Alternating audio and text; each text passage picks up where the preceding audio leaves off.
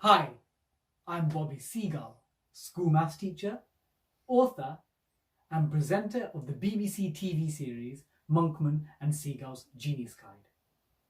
I set you your Premier League's maths challenge, and I'm here to give you the answer on the theme of being connected.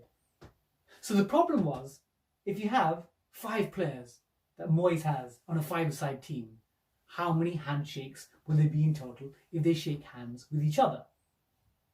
So you think about the goalkeeper. He shakes hands with 4 people.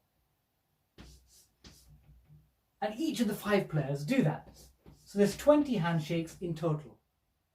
But we count some of them twice because the goalkeeper shakes hands with the defender, which is the same as the defender shaking hands with the goalkeeper. So we divide that by 2. So to give us 4 times 5 divided by 2 is 10. And if we have 11 players, we can do the same. 10 handshakes with 11 players divided by 2, which is 110 over 2, which is 55. Come on, you minds.